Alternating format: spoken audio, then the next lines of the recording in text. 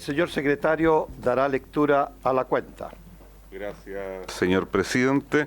Hemos recibido un correo electrónico de don José Ignacio Núñez confirmando que nos acompaña en la mesa, confirmando su asistencia a la sesión de hoy. En los mismos términos, don Tomás Jordán confirmando su asistencia a la sesión de hoy vía remota, lo que requiere que adoptemos el acuerdo de la comisión. Y excusa de la señora Constanza Juve, quien por motivos de agenda no podrá asistir a la sesión de hoy y expresa su disposición para asistir a la comisión la próxima semana, esto es el día lunes. Esa invitación fue formulada a petición de don Jorge Durán. Entonces, lo primero que, presidente, que habría que recabar el acuerdo de los diputados que están presentes en orden a aceptar la participación de don Tomás vía telemática. ¿Habría acuerdo? No, ni un problema. Habría acuerdo. Eso es toda la cuenta, señor presidente. Muchas gracias, señor secretario.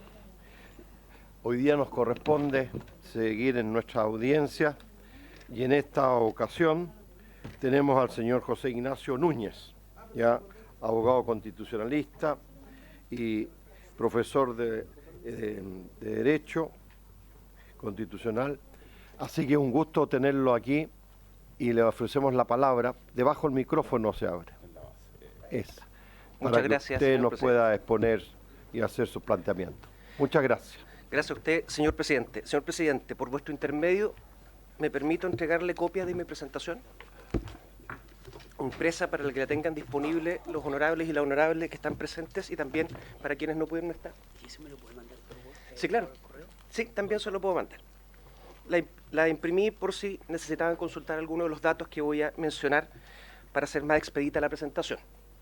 Muchas gracias por esta invitación y dicho lo anterior, paso a efectuar el encargo solicitado. Los artículos 37 bis y 60 de la Constitución Política de la República establecen normas que asignan sanciones a ministros de Estado y parlamentarios que celebren contratos con el Estado.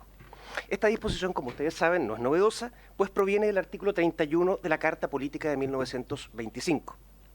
La pregunta que ronda en torno a estas disposiciones es la siguiente.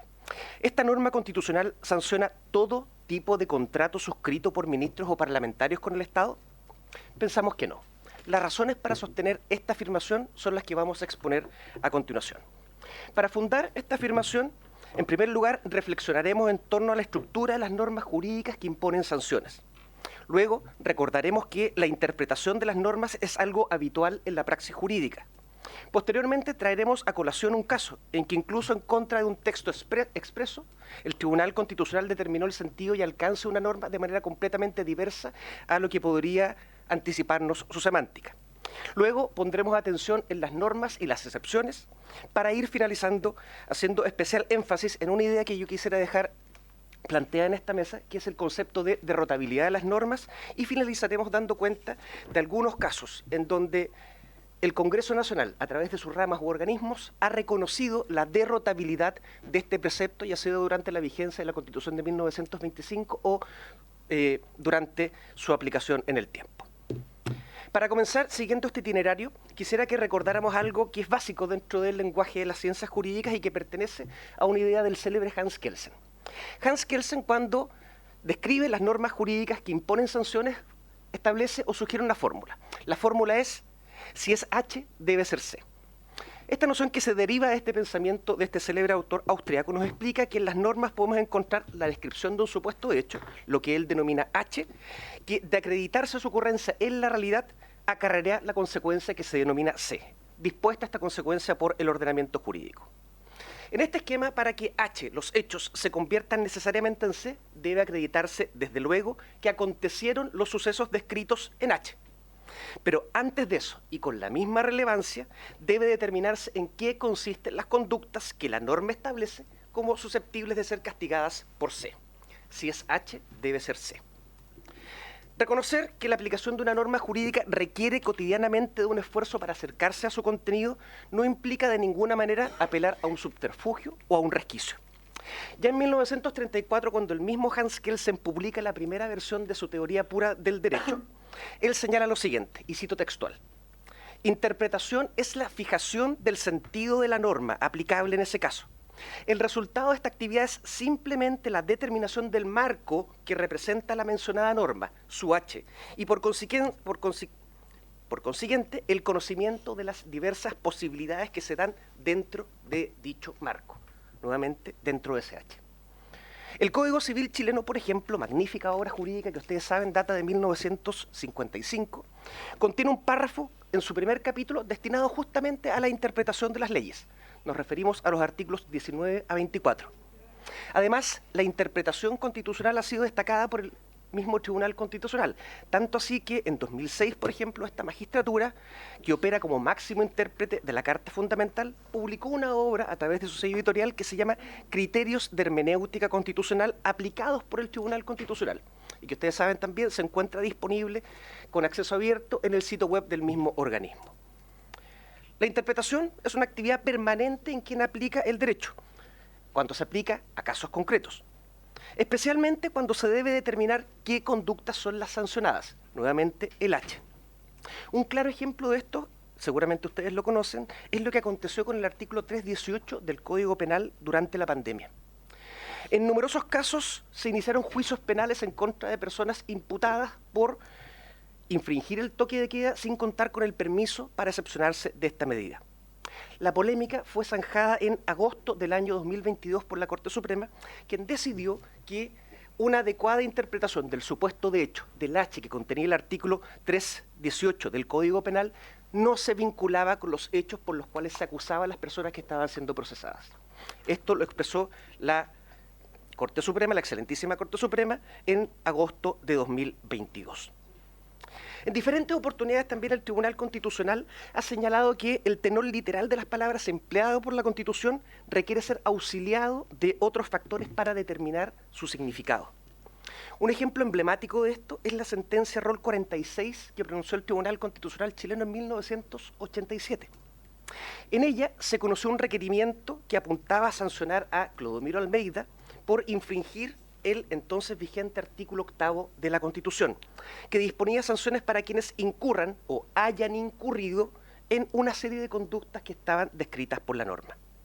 En dicho caso, la imputación versaba acerca de hechos cometidos por el acusado antes de la entrada en vigencia de la Constitución de 1980. El H decía incurran o hayan incurrido. Según el tenor literal de la norma y sin consultar otros aspectos de la Carta Fundamental, los hechos resultarían abiertamente contrarios a la Constitución. Ese H ameritaría la sanción C. Pero el Tribunal Constitucional, como ya lo dijimos en 1987, dispuso que la norma debía comprenderse atendiendo también al artículo 19, número 3 de la Constitución, en tanto disponía la irretroactividad de las normas punitivas. Contra el significado literal, entonces, el Tribunal prefirió un significado que resultaba constitucionalmente admisible. La descripción de los casos en que se debe aplicar una norma puede tener, como ya lo hemos ido anticipando, varias condiciones, ya sea para su aplicación o para excepcionar la aplicación de esta norma. Un buen ejemplo de esto es la ley que establece medidas en contra de la discriminación, Ley 20.609, que señala un listado de casos en los cuales el establecimiento de una diferencia se entenderá como discriminación siempre y cuando concurran ciertas condiciones que conocemos como categorías sospechosas. Para que ocurra el H debe concurrir también la categoría sospechosa. Pero al mismo tiempo esta norma establece casos en los cuales concurriendo la conducta descrita, el establecimiento de una diferencia, no se va a entender arbitraria cuando esta conducta se funda en el ejercicio de otros derechos fundamentales. Aquí vemos entonces como condiciones anexas son las que hacen que el H se dé o no se dé, que el hecho resulte subsumible en la norma o no. Y esta norma en particular, y la seleccioné por eso, resulta muy útil como ejemplo, pues pone de manifiesto varias cosas. Primero, que existen condiciones para habilitar u ordenar la aplicación de una norma. Los criterios que convierten la distinción en sospechosa, por ejemplo. Pero que también existen condiciones para excepcionar su aplicación. Se entenderá que no es discriminación arbitraria cuando concurren estas condiciones. Y fíjense ustedes que en ambos casos el listado que efectúa, tanto de criterios sospechosos como de excepciones en la norma, no es un listado clausurado. Es un listado que abre la puerta a otros casos con las mismas características. Esta norma positiva, que efectúa un esfuerzo importante por determinar los casos de excepción a la norma general, es incapaz, incluso cuando intenta hacerlo, de determinar todos los casos en que se puede desplazar la aplicación de esta norma.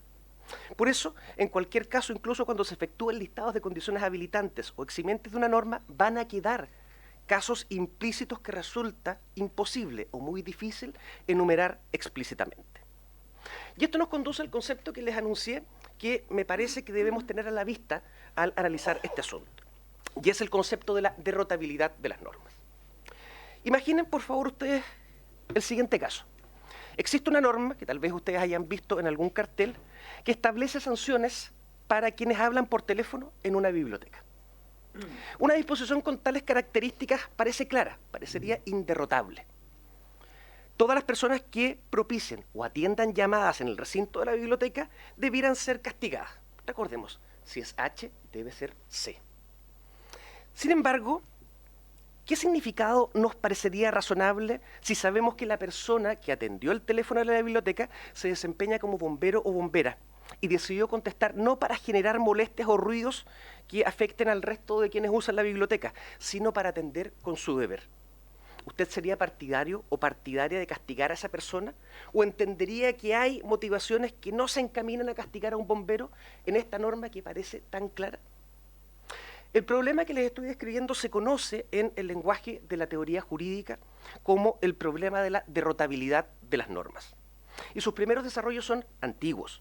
Se le atribuyen a otro célebre jurista, a Herbert Hart, quien, curiosamente, fíjense ustedes, en 1948, cuando empezó a desarrollar esta teoría, utilizó como ejemplo el caso del término contrato para verificar que habían muchas figuras que no calzaban con el término contrato, pese a que las leyes se referían a él abiertamente.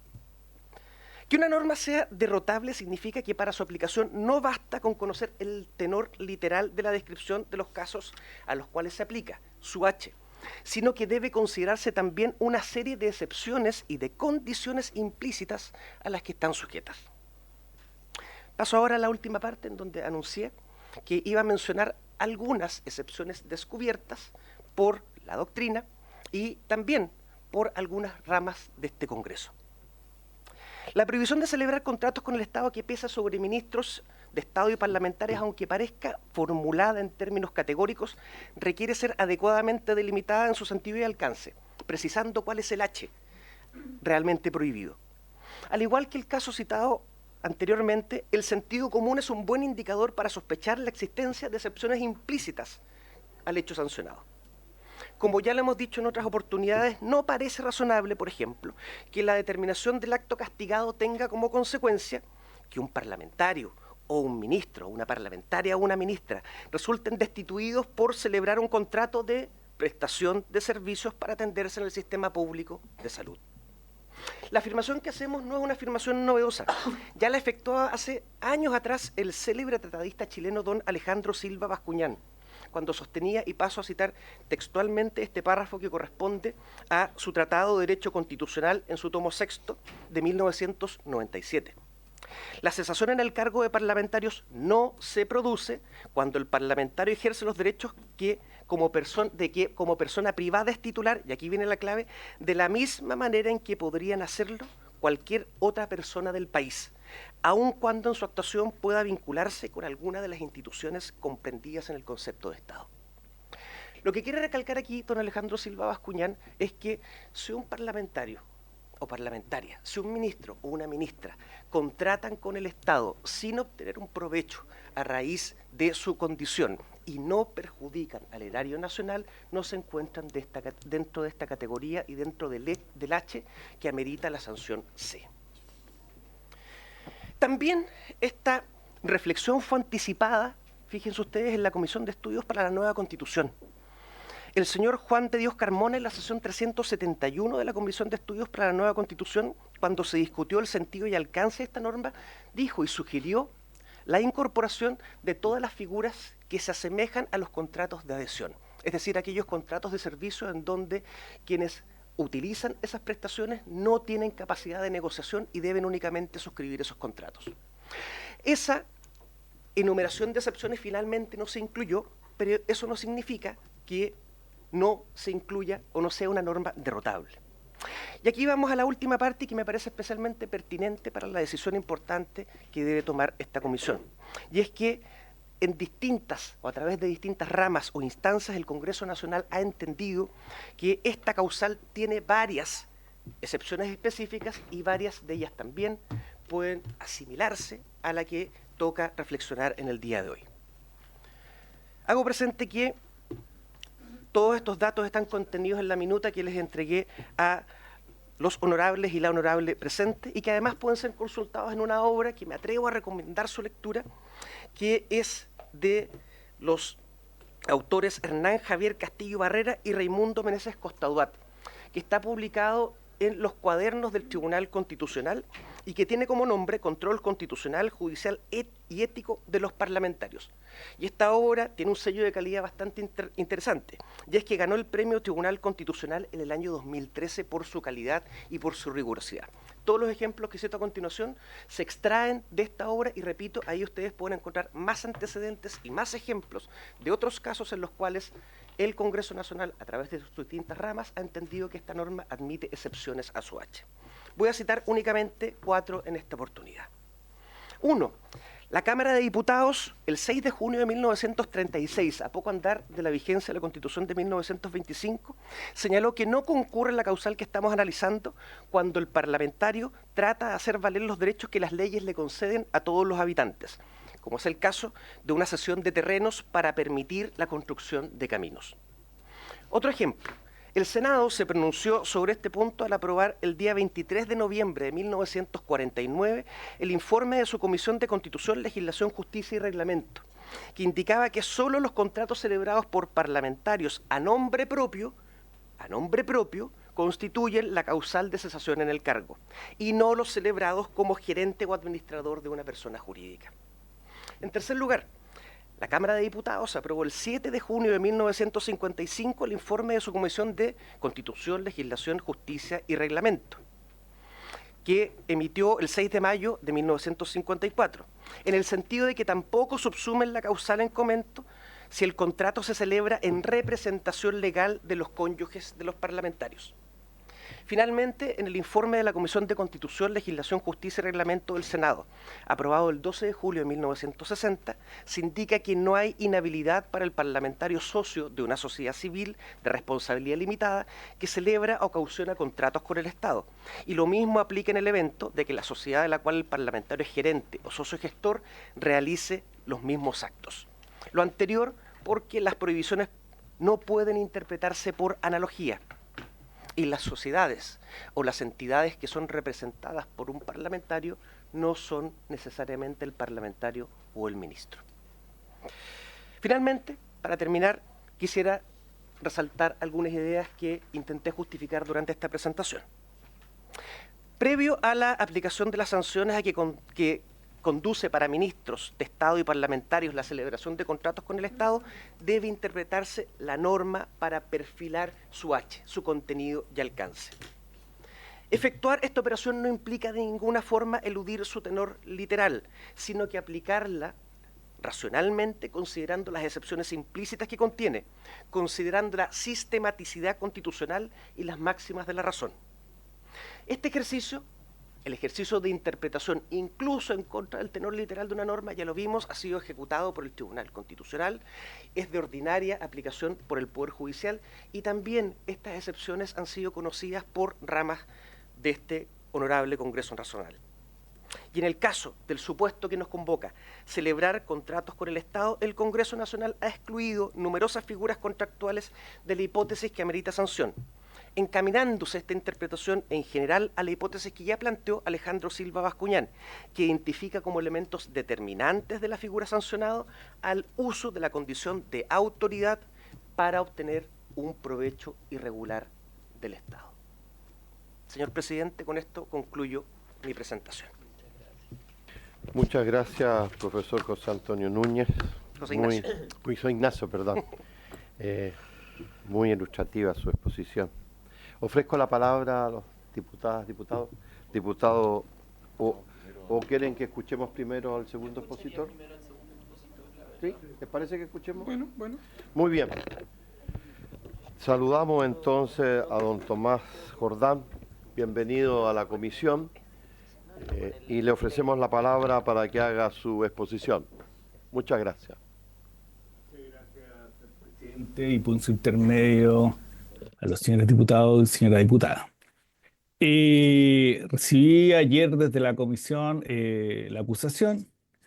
Voy a hacer una presentación general, no muy larga, sobre un elemento, cómo entender el artículo 37 bis, inciso segundo, y cuándo se entiende que el fisco está obligado a la celebración de un contrato propiamente tal. La acusación es una acusación que está ordenada de la manera tal que indica que la exministra Maya Fernández habría infringido la Constitución, en particular el artículo 37 bis, inciso segundo. Por lo tanto, durante el ejercicio de su cargo habría celebrado un contrato con el Estado, que este sería el contrato de compraventa por la Casa de Guardia Vieja. A juicio de los diputados y diputadas acusadores, ella habría celebrado el contrato y tiene como antecedente el decreto número 38 del Ministerio de Bienes Nacionales, que autorizó la adquisición para el Fisco de Chile de este inmueble mediante trato directo, y por lo tanto se suscribió en el tenor literal del decreto 38 el día 30 de noviembre la escritura, el contrato de compraventa. En la acusación misma dice que en la cláusula 5 del decreto se pagará al contado, y en la 7 que la entrega material se hará una vez inscrito en el registro conservador de bienes raíces. La tesis central de los diputados y diputadas acusadores es que se celebró la compraventa, que se rige por las normas de derecho privado, que el contrato se entiende celebrado cuando hay acuerdo entre la cosa y el precio, y eso a juicio de ellos habría existido, y que se formalizó por lo tanto con la suscripción de la escritura de compraventa, en la cual leo parte de la acusación, parte de la compradora, el fisco, a juicio de los diputados, nació la obligación de pagar el precio pactado. En resumen, habría infracción del inciso segundo del artículo 37, y que esta compraventa, esta suscripción de compraventa, se habría hecho, se habría suscrito y se rige por las reglas del derecho común, en particular dos normas, el decreto ley 1939 sobre venta y compra de bienes fiscales y el Código Civil propiamente tal. Me voy a pronunciar sobre dos cuestiones principales. La primera es cuál es el estándar constitucional exigido por el inciso segundo del artículo 37 bis para entender que está infraccionado. Y dos, cuando se entiende que el fisco celebra un contrato con un privado. ¿Para qué? Porque en el fondo la clave de esto está en determinar, primero que todo, si se celebró uno de aquellos contratos prohibidos por el artículo 87 bis, y por lo tanto, dos, si hay o no una infracción a este mismo artículo, inciso de la Constitución. El estándar constitucional exigido por el inciso segundo del artículo 87 bis. Primero que todo, me parece que es clave entender o comprender que estamos frente a una infracción constitucional. Ya lo explicaba profusamente el profesor Núñez respecto de que estamos frente a una hipótesis que la Constitución establece. ¿Esto por qué lo digo? Porque la discusión que se ha dado en términos públicos, parte de ella ha girado en torno a una interpretación civil de una norma constitucional. Ustedes, como diputados y diputadas, saben muy bien que ustedes son intérpretes de la Constitución, y por lo tanto lo que se está examinando acá es si hay o no una infracción a la hipótesis constitucional. Por lo tanto, las formalidades civiles ayudan, concurren, son necesarias, pero no suficientes para resolver la cuestión presente. Dos, es necesario examinar la norma constitucional, su finalidad y el hecho de suscribir una compraventa, evaluando, por lo tanto, si la exministra ha vulnerado este numeral, esta letra, este inciso de la Constitución. ¿Por qué lo digo? Y lo decía el profesor Núñez. Porque la interpretación constitucional tiene ciertas particularidades, y una de ellas que la hace propia, es decir, que la hace distintiva de otras ramas del derecho, es que tiene que haber una interpretación que se llama axiológica, es decir, que tiene que ver con lo que ésta quiere o la finalidad que ésta persigue, y por lo tanto se impone a su interpretación en la finalidad u objeto de la norma. De esta manera, para nosotros examinar si la norma está infringida, nosotros tenemos que necesariamente visualizar y acreditar si la finalidad de la norma está siendo resguardada o está siendo vulnerada. Y así nos vamos al artículo 37 bis, como también lo mencionaba el profesor Núñez, el artículo 60, que establece la prohibición de celebrar contratos con el Estado. Esta tiene larga data, estaba desde la Constitución de 1833 como también de la 1925. En términos actuales o palabras actuales, ¿qué persigue esta norma? Tiene por finalidad resguardar el principio de probidad administrativa y evitar los conflictos de intereses. Es decir, impedir acciones contractuales que beneficien a autoridades, buscando que impere el interés general por sobre el particular y que no se vea afectada, por lo tanto, la confianza pública que está depositada en el mandato de representación que los ciudadanos y ciudadanas trasladan a sus representantes. De esta manera, lo primero que hay que hacer para el examen constitucional y lo que la honorable Cámara debe hacer es evaluar, primero, qué se entiende por celebrar un contrato con el Estado. Ya lo decía el profesor Núñez, porque no todo contrato se entiende que está infraccionando la hipótesis constitucional. Esto no es menor, porque hay algunas personas, incluso profesores, que han dicho que la causal opera de manera automática. Pero los ejemplos que ha dado el profesor Núñez, como también ejemplos recientes, dan cuenta que no toda celebración de contrato con el Estado se supone o lleva una infracción a la hipótesis constitucional. De manera que lo primero que debemos señalar es que no todo contrato es una infracción a la hipótesis constitucional. Es más, la propia acusación, en su tenor literal, hace mención a la historia fidedigna de esta norma en la Constitución vigente y por lo tanto indica ejemplos de los cuales estarían contratos que estarían excluidos de la hipótesis del 36 bis a partir del artículo 60. Por lo tanto, lo primero que debe hacer la Cámara es examinar si se celebró alguno de aquellos contratos que están prohibidos. ¿Por qué? Porque no todo contrato está prohibido. Hay un ejemplo reciente de unos años atrás, en la cual el préstamo de dinero efectuado por Banco Estado a los parlamentarios, en este caso del año 2017, a candidatos presidenciales, se entendió que no era de aquellos contratos prohibidos y por lo tanto que no era aquella hipótesis que significaría una infracción a la Constitución. Por lo tanto, la primera cuestión que hay que examinar y que descartar es que no todo contrato es de aquellos que están prohibidos. Lo segundo es que si el contrato es de aquellos que no están excluidos, la Cámara tiene que ponderar dos cuestiones. Uno, si se celebró el contrato, y dos, si la finalidad u objeto de la norma fue vulnerada. Y acá se debe diferenciar, si uno examina el decreto 38 y el procedimiento, entre suscribir un contrato y celebrar un contrato. La hipótesis constitucional es celebrar, por lo tanto conlleva necesariamente el imperativo para el Estado de obligarse a través de los sucesivos actos administrativos que conllevan el imperativo para el Estado de pagar lo suscrito o lo dispuesto de la suscripción del contrato. Y lo segundo que se debe examinar es si la finalidad u objeto de la norma fue vulnerada, es decir, si concurre en infracción a la probidad y a los conflictos de interés. Es necesario, cuando cada vez que ocurre una infracción a la probidad o a los conflictos de interés, que se examine caso a caso. La hipótesis de infracción a la probidad o los conflictos de interés es una hipótesis abierta, genérica, y por lo tanto, en el caso que nosotros tenemos que recurrir al caso concreto para examinar si la persona, en este caso la exministra, quiso o no defraudar la confianza pública depositada en ella, haciendo primar el interés personal por sobre el interés público.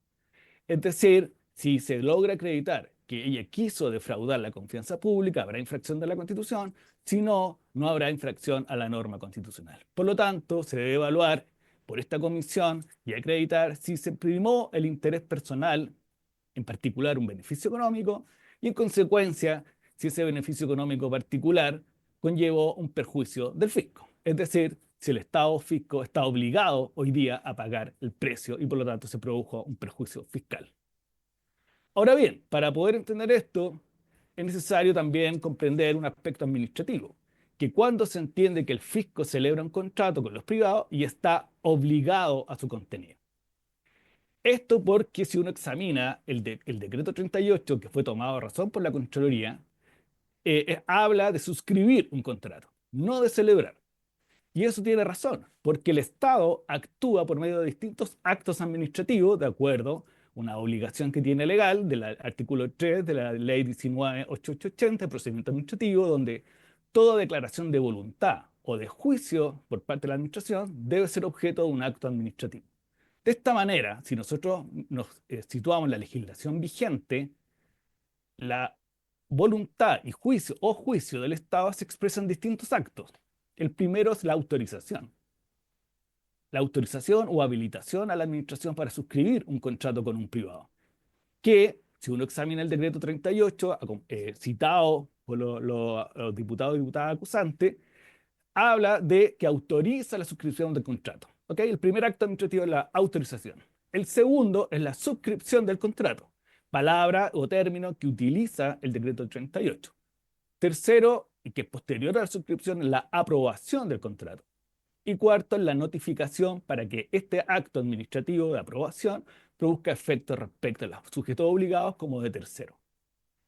En concreto, la autorización existe porque la ley 19, el decreto ley 1939 del año 77 señala que, en el artículo 30, que está citado en la acusación, un servicio interesado en la compra de un bien raíz deberá ser autorizado por el ministerio de quien depende, en este caso el Ministerio de Bienes Nacionales. Eso es el decreto Supremo 38, que si uno lo lee, autoriza a la celebración por parte del fisco de este contrato. Después se suscribió la compraventa. Y eso también es ejercicio del principio de legalidad. Es más, el artículo 32 de este decreto que acabo de citar, el decreto ley 1939, dice en su artículo 32, la escritura de compra será redactada por la dirección y suscrita. Es decir, la suscripción de la compraventa como vocablo jurídico específico lo establece expresamente el artículo 32 del decreto ley 1939. Y por lo tanto, ¿qué dice el 32? Cito de nuevo. La escritura de compra será redactada por la dirección y suscrita en representación del fisco por el funcionario que señale el decreto respectivo. Luego, suscrita la compraventa, viene el acto administrativo de aprobación, porque el artículo 3 de la ley 19.880 dice expresamente que los actos administrativos de decisiones formales que emiten los órganos de la administración del Estado se debe expresar en un acto propiamente tal, formal, escrito, que tiene el nombre de acto administrativo. Y finalmente, el artículo 51 de la misma ley 19.880 dice que todo decreto o resolución, para producir efectos jurídicos, lo produce desde su notificación o publicación. Entonces, si nosotros tenemos estos elementos y nos vamos al decreto número 38 del 25 de noviembre del año 24 del Ministerio de Bienes Nacionales, ¿qué dice? General, que autoriza la adquisición para el fisco de Chile del inmueble, que el precio es de 24.291 UF, que el pago será una vez inscrito en el conservador de bienes raíces. Y aquí hay dos cláusulas que son bien interesantes, la novena y la décima, porque dice suscrito el contrato de compra-venta, este deberá ser aprobado mediante el acto administrativo. Es decir, el decreto 38 sigue la lógica de la normativa administrativa para que el acto y el acto de suscripción produzca efectos jurídicos y obliga al Estado. Y el número 10 dice, totalmente tramitado el acto administrativo, se deberá proceder a la inscripción en el conservador de bienes raíces dentro de los 30 días siguientes a la notificación del acto administrativo aprobatorio. ¿Qué quiero decir con esto? Que este decreto fue tomado a razón por la Contraloría porque se ajusta a la legalidad. ¿Y en qué se ajusta la legalidad? En dos o tres cuestiones. La primera es que es un acto autorizatorio de acuerdo a la propia decreto ley 1939. Que es un acto autorizatorio que fija un precio, porque la ley dice que fija un precio. Es un acto autorizatorio, pero además señala que solo va a producir efectos una vez que esté aprobado el acto administrativo. Y el acto administrativo además debe ser notificado. Y 30 días siguientes a la notificación, recién ahí se pasa a la inscripción en el conservador de bienes raíces. En conclusión, dos cuestiones. Lo primero, que para haber infracción del artículo 37, incisos, 37 bis, inciso segundo de la Constitución, tenemos que estar al objeto o finalidad de la norma. Es decir, en este caso, examinar por parte de ustedes, los honorables diputados y diputadas, si se infraccionó o no la objetivo o finalidad. Es decir, si se vulneró los conflictos de intereses, si se vulneró el principio de probidad administrativa. Por lo tanto, requiere ser probada en esta sede si hubo o no voluntad por parte de la exministra de infraccionar la probidad y los conflictos de interés. Y dos, y ahí me distancio de la acusación en lo siguiente, que no es meramente privada la regulación del contrato, sino que es una regulación que está normada, impactada por las normas administrativas, la propia ley, decreto ley que cita la acusación, decreto ley 1939, el Código Civil y la ley de procedimiento administrativo. ¿Por qué? Porque para que el acto produzca efecto respecto del Estado el fisco se esté obligado al pago, debe haber un acto aprobatorio final y una notificación. Me quedo ahí, señor presidente. Muchas gracias, señor Jordán. Entonces comenzaríamos las consultas que van a hacer los honorables diputadas y diputados. Diputado Durán me solicitó la palabra. Tiene la palabra, diputado.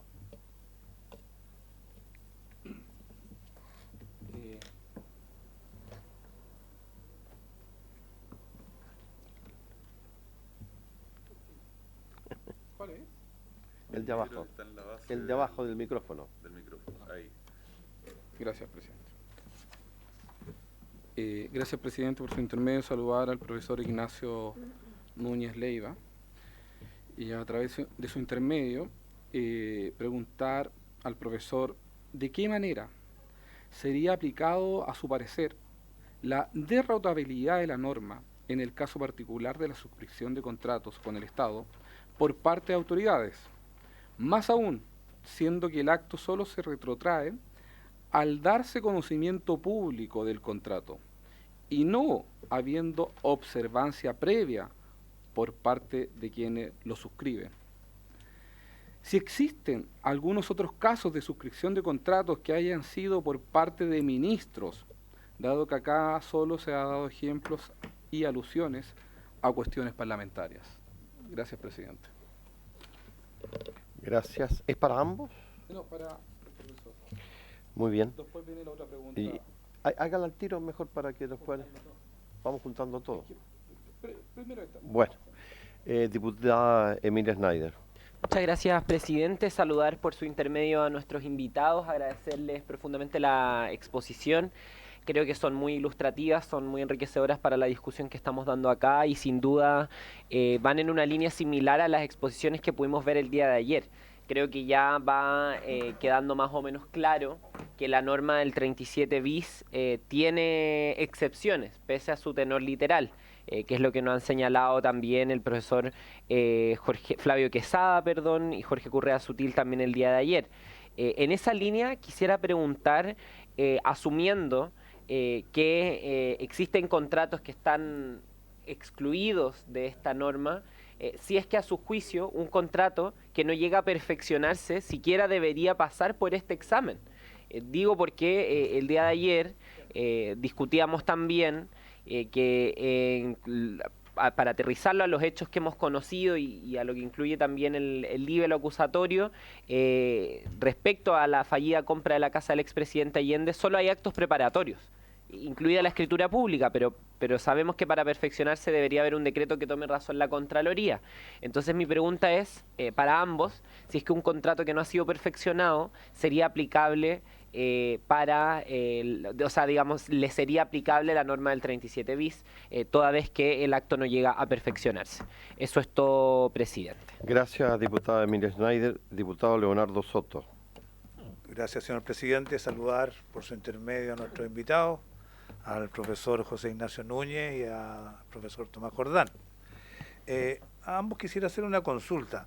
Me pareció muy interesante respecto del profesor Núñez, que planteó que han habido otras acusaciones constitucionales en el pasado donde se han debatido temas referidos al que tenemos hoy día que resolver.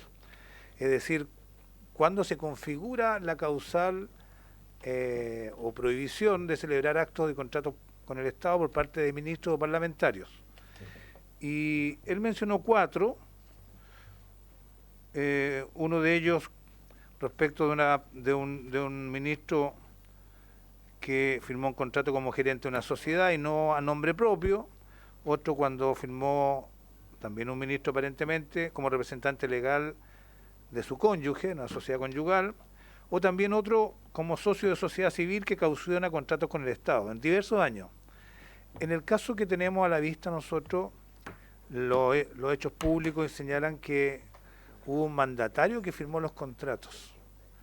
No la persona que es acusada y también la senadora Isabel Allende no comparecieron directamente a suscribir el contrato, sino que actuó un representante de ella, toda vez que pareciera que lo que actuaba ahí era una universalidad jurídica, una representación vinculada al derecho de herencia.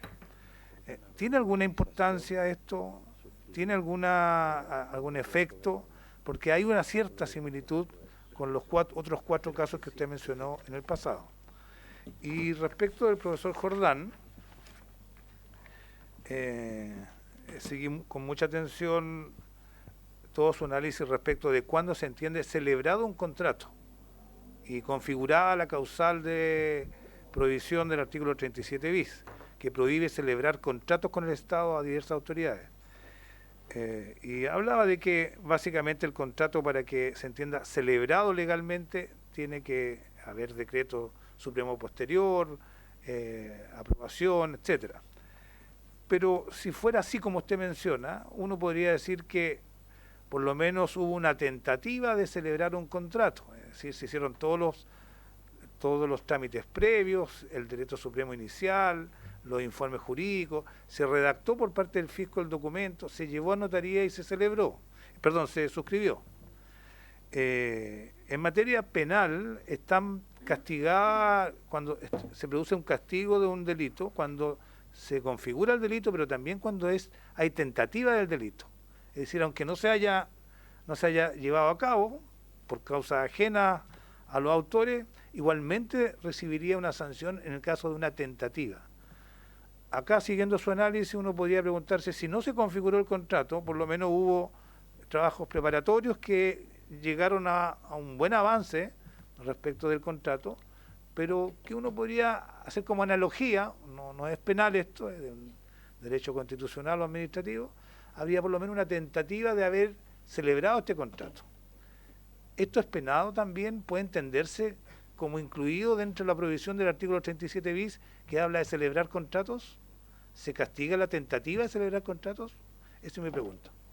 Gracias, diputado Leonardo Soto. Yo quisiera preguntarle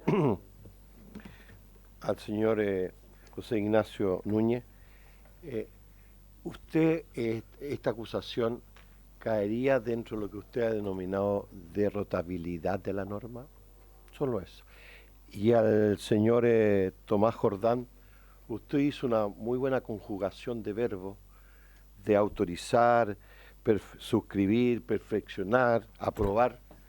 En este caso particular, esta conjugación de estos 4 verbos que usted hizo, esta acusación constitucional, ¿no habría seguido este caminar de esta conjugación verbal de estas 4 situaciones? Eso.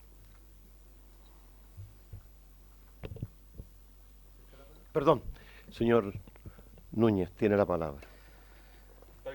Ahí sí, muchas gracias, señor presidente. Agradezco todas las preguntas.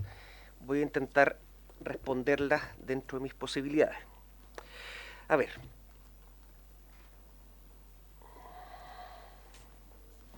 El diputado Durán me consulta, en segundo lugar, primero hizo otra pregunta anterior, pero en segundo lugar, si existen antecedentes respecto de pronunciamientos del Congreso o alguna de sus ramas a propósito de ministros y no de parlamentarios. La respuesta es que no, y la razón es que, ustedes recordarán, esta reforma que extendió la causal al 37 bis, originada en el 60 y originada en la Constitución del 25 y reformada en la del 33, se empezó a aplicar hace poco tiempo. Por lo tanto, el horizonte temporal impide la existencia.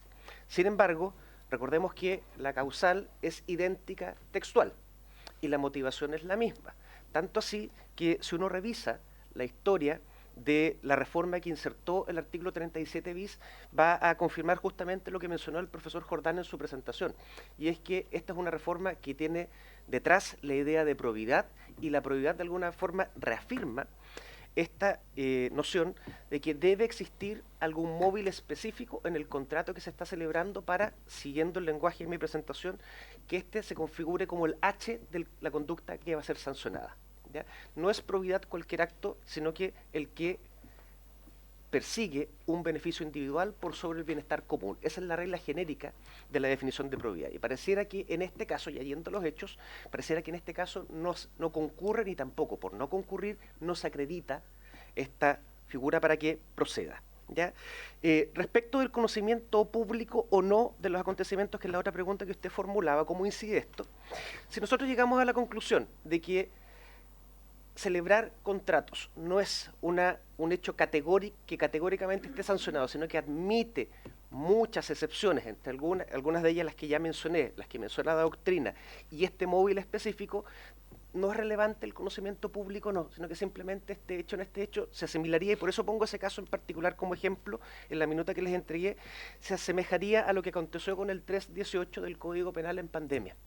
El 318 del Código Penal, en términos sencillos, establece que aquellas personas que infrinjan las normas sanitarias dictadas por la autoridad van a ser acreedores de las sanciones que se establecen en el 318, afectando la salud pública. Es el móvil de este tipo penal. Y las personas que circulaban por la calle violando el toque de queda en pandemia, que iban a la esquina a dar un paseo, claramente no calzaba su conducta dentro de lo descrito por el 318.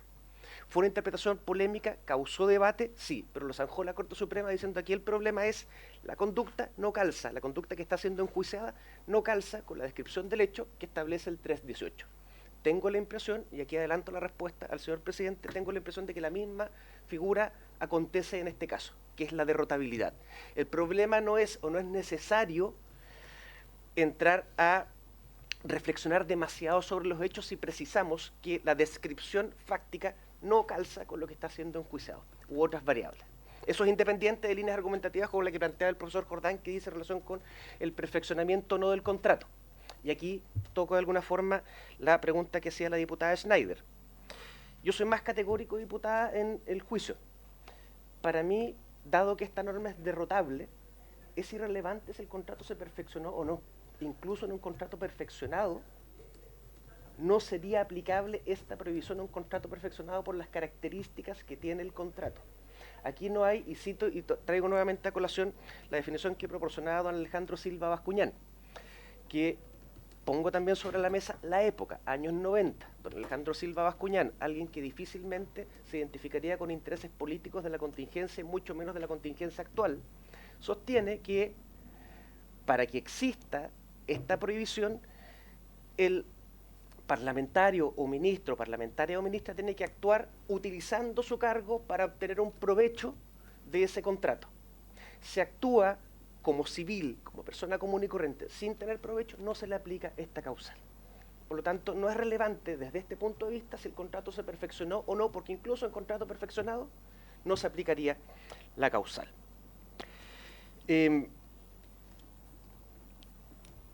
El diputado Soto me consulta sobre otros casos y la relevancia de la representación. Los casos, diputado, yo los cito en la penúltima página de la minuta que usted tiene a su disposición, y no son casos de acusaciones constitucionales. Por la misma razón que le responde el diputado Durán. Esta norma, ustedes saben, entró en vigencia recientemente y no hay antecedentes de acusaciones constitucionales por esta razón en contra de ministros o ministras. Los pronunciamientos son de las entidades de las comisiones respectivas del Senado o de la Cámara bajo la vigencia de la Constitución del 25. Pero repito, eso es igualmente vigente para este caso porque el texto es idéntico y las razones siguen siendo las mismas. Usted también me preguntó respecto de la relevancia que tiene para este caso que se trate de una masa hereditaria, que es la que efectúa la compraventa, y si esto es equiparable a los casos. Y mi respuesta es que sí. En todos estos casos que yo cito al final, existe una persona que actúa no a nombre propio, no en nombre de su propio patrimonio, sino que a nombre de una sociedad, a nombre de, o en el contexto de la representación del marido y la mujer bajo la antigua legislación, etc. Y en el caso que motiva la acusación constitucional es una masa hereditaria, y las masas hereditarias tienen una cualidad que es similar a la de las personas jurídicas, y es que no pueden actuar por sí mismas. Son un patrimonio distinto al patrimonio de quienes forman parte son titulares del haber hereditario. Es tan distinto que son dueños de una cuota, no lo pueden aprovechar directamente, y para tomar decisiones respecto del haber hereditario deben necesariamente concurrir todos los quienes tienen derechos sucesorios respecto de esta figura, respecto de esta masa hereditaria. Por lo tanto, desde esa perspectiva es bastante similar este caso a los ejemplos que yo cito al final. El número 2 particularmente. Efectivamente, diputada, efectivamente. Y si es que algo no se me queda en el tintero, respecto de los otros casos y respecto de la historia de esta norma,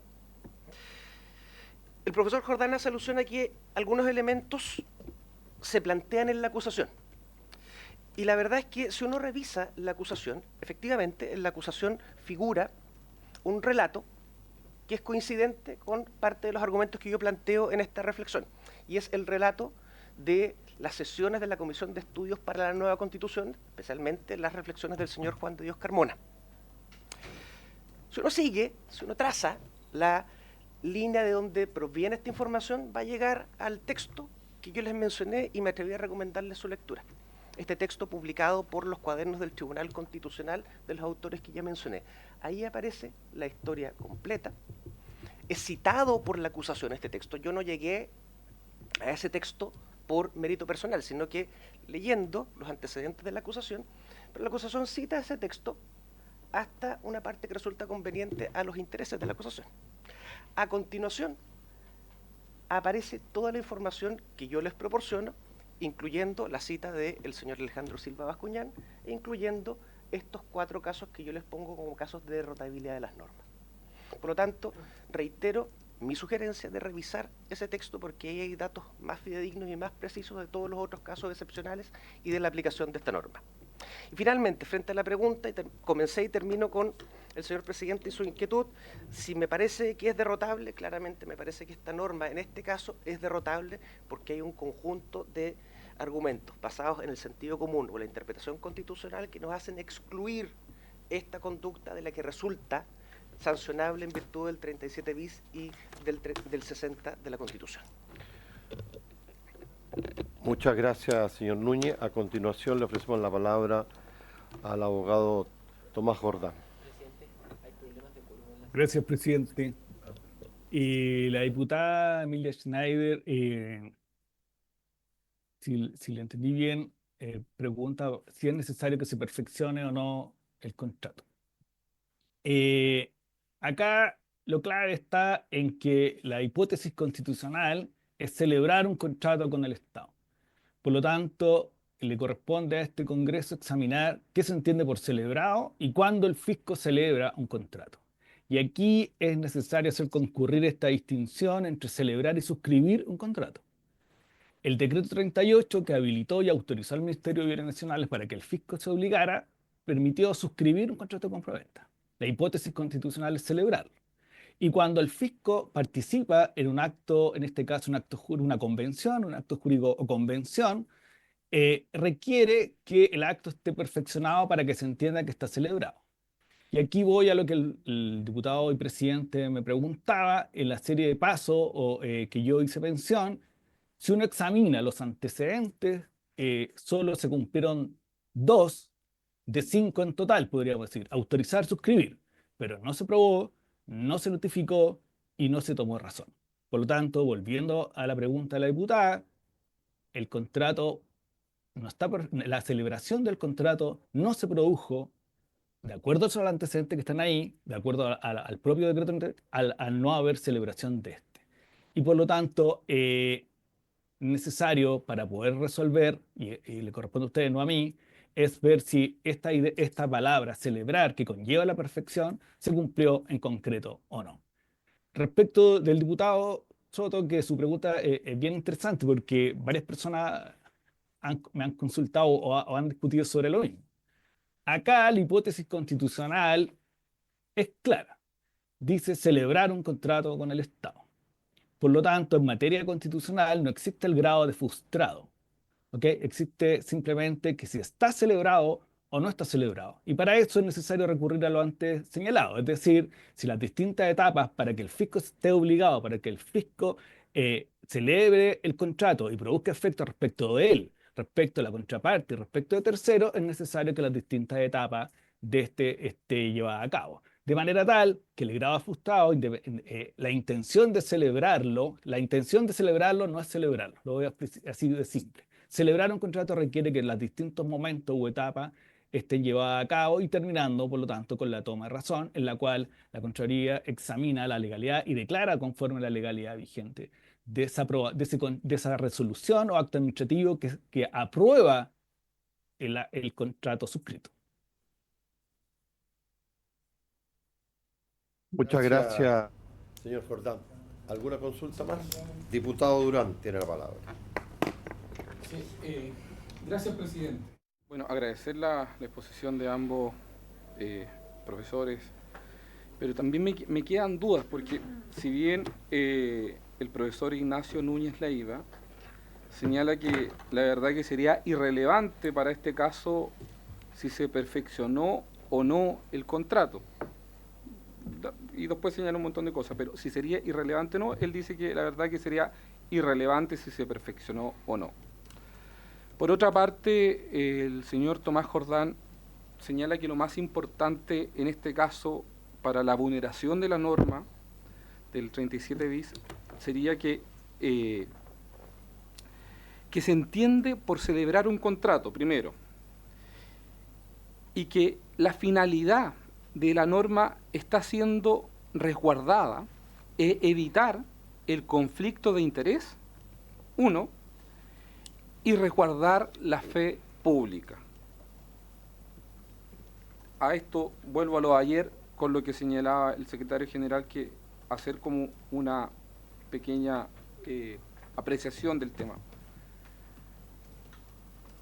Los parlamentarios o la fe pública o las personas se preguntan si efectivamente acá existió o no algún conflicto de interés, dado que, analizando el tema, un abogado cercano a la familia Allende, tal vez, no sé si un vínculo por afinidad, tal vez podría ser, muy cercano a uno de los parientes de la familia Allende, es el que plantea este plan de venta al Estado a el organismo público. Este abogado no creo que haya actuado por iniciativa propia sin preguntar a las dueñas de esta propiedad, la ministra Maya Fernández, la senadora, incluso la hija de la senadora, que al parecer iba a ser quien en el futuro administraría a través de la Fundación Allende esta propiedad. Segundo, como habitualmente se hacían las compras de estos bienes para patrimonio, lo hacía la Dirección de Patrimonios, habitualmente, pero previo, solicitando afectar la propiedad, declarándola patrimonio nacional. Al mismo tiempo se señala que las contribuciones que pagaba la familia Allende eran alrededor de 1 millón y tanto, bastante onerosas, bastante carísimas. La pregunta tal vez puede ser para la fe pública, para los parlamentarios y para la ciudadanía es, primero, ¿por qué no se donó esto de manera gratuita a la fundación? Segundo, era bastante caro pagar las contribuciones, o sea, al parecer era un cacho tener esta propiedad.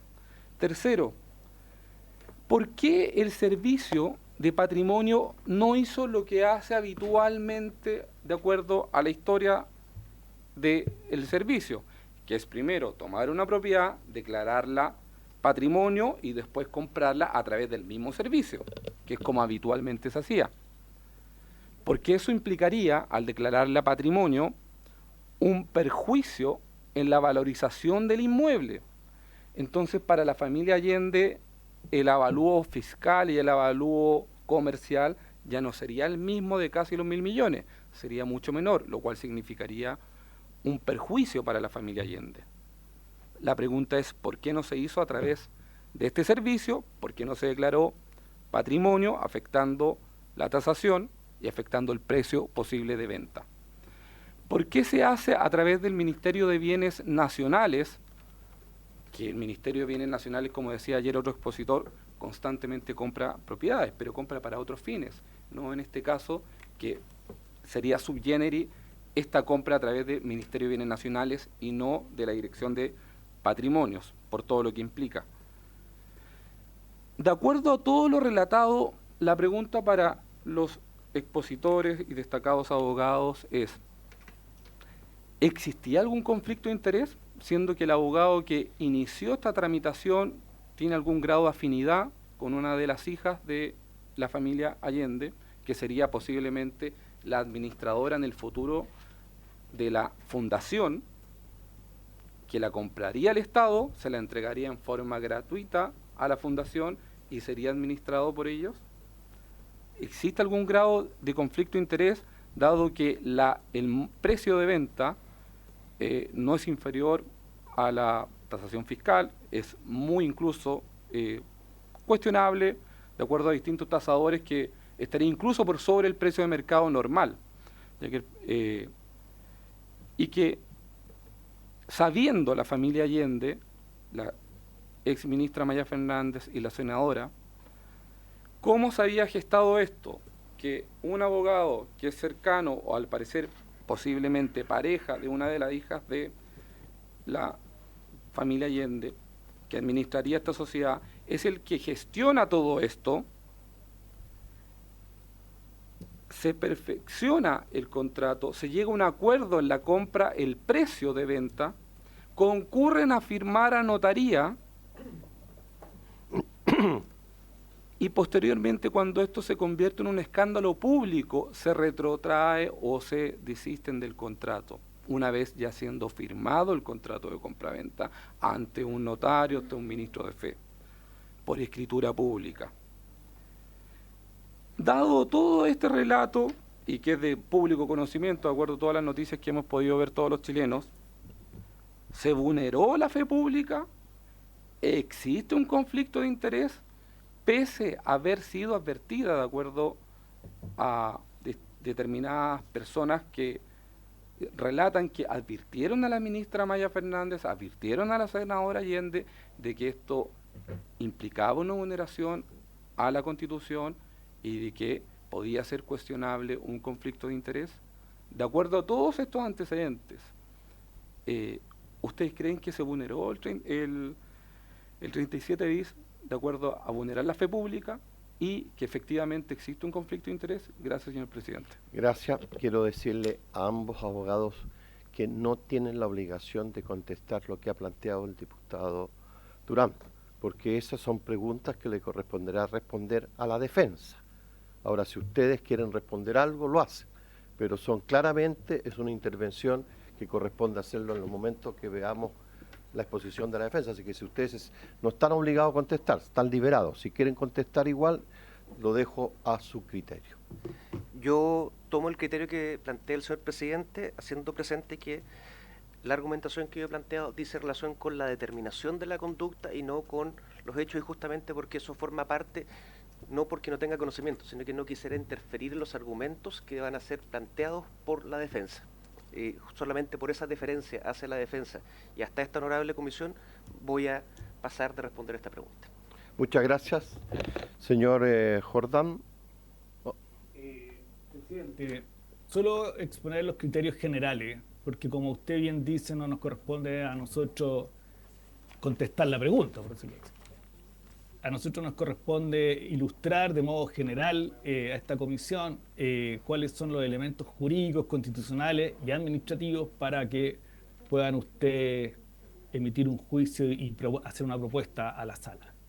El objetivo o finalidad de la norma es evitar que la probidad esté vulnerada y el principio de conflictos de intereses. Es decir, que una persona en razón de su cargo lleve a cabo todas las acciones para imponer su voluntad para que se tomen decisiones en su favor. Acá, y reitero una cuestión que le comentaba al diputado Soto, no existe la celebración de contrato en modo frustrado.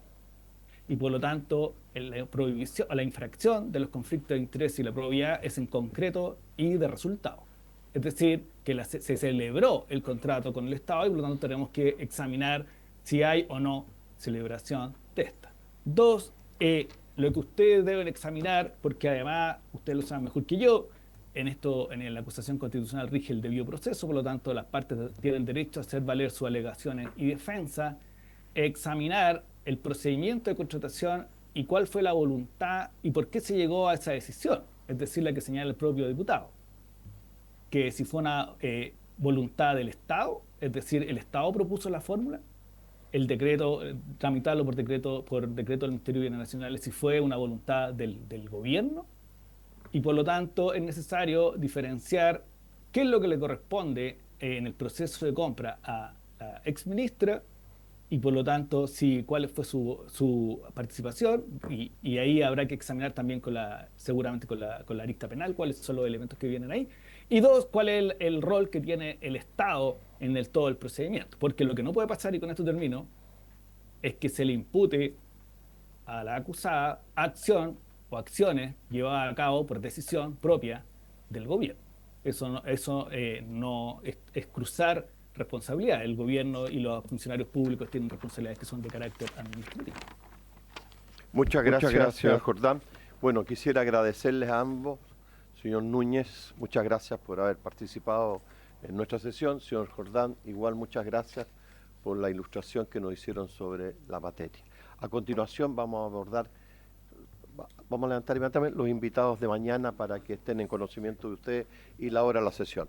Muchas gracias, señor Jordán, muchas gracias, señor Núñez, quedan liberados de su participación. Gracias a nuestros invitados.